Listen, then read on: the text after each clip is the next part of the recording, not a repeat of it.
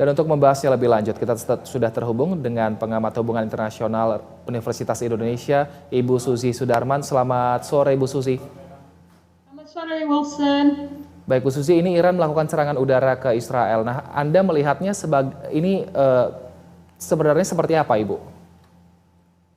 Sebetulnya kan karena masalah serangan ke kedutaan Iran ya, sehingga mereka merasa mereka harus melakukan sesuatu yang setara lah kepada Israel, dan ini jarang dilakukan karena begitu berani ya. Karena kalau kita lihat petanya kan sangat kompleks di situ. Maksudnya ada yang berafiliasi dengan Tiongkok dan Rusia, ada yang berafiliasi dengan Amerika. Juga serangan bisa datang dari Lebanon, bisa datang dari Syria, sehingga kompleksitas itu akhirnya mendorong Israel sendiri untuk mengajukan permohonan untuk emergency meeting dari UN Security Council. Baik, nah kalau serangan Iran ke Israel ini kan juga memicu reaksi tadi dari beberapa negara seperti Inggris, Amerika dan juga lainnya. Bahkan untuk Israel sendiri akhirnya tadi meminta emergency meeting ke UN Security Council. Lantas Ibu melihatnya ke depannya, apakah potensi untuk perang antara negara di Timur Tengah ini semakin terlihat dan juga semakin dekat atau seperti apa, Ibu? Kalau dilihat dari perilaku organisasi internasional, tentu mereka akan segera bertindak untuk menghindarkan Perang Dunia Ketiga. Itu yang nggak bisa dihindarkan dari perilaku untuk menstabilisasi hubungan internasional atau menyelamatkan arsitektur sistem internasional yang sudah mereka jaga sejak Perang Dunia Kedua. Apakah mereka berhasil atau tidak, itu bergantung kepada wilayahnya. Apakah memang benar-benar Rusia akan membantu Iran, lalu Tiongkok akan membantu menyelamatkan Hamas dan wilayah Gaza? Itu lapangan yang menentukan. Tapi seenggaknya organisasi internasional bertujuan untuk mencapai kesepakatan, mudah-mudahan bisa melalui Security Council. Baik, cukup kuatkah nanti keputusan dari organisasi internasional atau UN dalam hal ini mungkin untuk meminimalisir dampak dari ancaman perang dari kedua negara ini?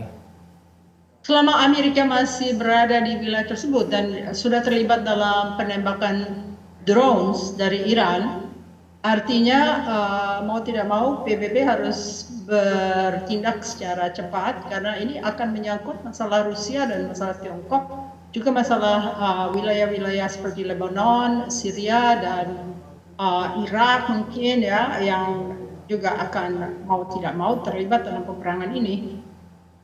Baik, tapi kalau kita bisa lihat kiprahnya PBB dalam perang antara Hamas dan juga Israel, di mana Israel juga menyerang Palestina, akhirnya rekomendasi pun dikeluarkan, namun sepertinya tidak begitu diindahkan oleh Israel. Lantas sebenarnya apakah memang PBB ini masih cukup kuat pengaruhnya, utamanya di wilayah Timur Tengah, Bu Suzy? Untuk menyelamatkan keputusan Security Council, tentu Amerika Serikat akan terlibat.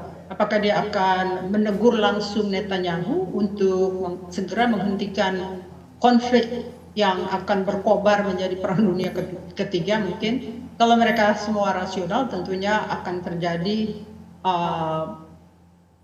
langkah-langkah yang bisa mendamaikan ya, atau menghentikan sementara itu kekuatannya mengancam, kekuatan negara yang kuat itu akan mengancam Israel, dan Israel hanya bisa tunduk oleh kehendak Amerika Serikat. Nah, kalau sikap Indonesia dalam hal ini, apa yang perlu dilakukan? Tidak banyak yang bisa dilakukan karena kita bukan player ya, bukan pemain di wilayah tersebut, karena kita tidak diperhitungkan dalam artian jumlah kekuatan senjata atau kekuatan untuk mengancam. Yang bisa kita lakukan adalah sebagai suara dari mayoritas Muslim yang tidak menghendaki Palestina terus-menerus dianiaya, karena itu termasuk dalam Undang-Undang Dasar 45. Dalam pembukaan Undang-Undang Dasar 45, tentunya pemerintah akan berusaha sejauh mungkin untuk tidak membuat masyarakat Muslim Indonesia itu menjadi merasa terpojok oleh kondisi di mana pemerintah tidak melakukan apapun terhadap kondisi sangat genting di Timur Tengah. Baik, Menurut Anda, apakah saat ini pemerintah sebaiknya mengevakuasi warga negara di sana untuk mengantisipasi hal-hal yang tidak diinginkan lebih awal, atau mungkin masih menunggu, masih melihat situasi dulu seperti apa dinamika global? Oh, dalam kebijakan Kemenlu kan memang termasuk menyelamatkan warga ya. Jadi kalau misalnya disebutkan ada 150 mahasiswa yang berada di KOM yang belajar, tentunya mereka akan berupaya untuk menasehati, biasanya itu datang dari Konjen atau dari KBRI yang dekat dengan mereka, untuk bisa meyakinkan mereka untuk langsung evakuasi. Baik, artinya segera mungkin harus dievakuasi seperti itu ya Bu ya? Kurang lebih kalau mereka bisa menghubungi seluruh orang Indonesia yang berada di Iran, ini masalahnya apakah sebagian itu bisa dihubungi atau sebagian tidak bisa dihubungi. Jadi jangan sampai ke apa Kemenlu kelihatan lamban dalam upaya yang menjadi kebijakan mereka, yaitu kebijakan menyelamatkan warga negara RI dimanapun juga. Baik, nah kalau misalnya ternyata serangan-serangan ini masih terus berlanjut Ibu, seperti apa, mungkin Indonesia memang bukan pemain utama dalam hal ini, tapi seperti apa dampaknya kepada perekonomian kita di Indonesia? Oh, sangat gawat, dalam artian kalau Rusia sudah terlibat dan masalahnya itu semakin genting, sekarang minyak BBM sudah mencapai $90 per barrel, jadi itu sangat tinggi ya.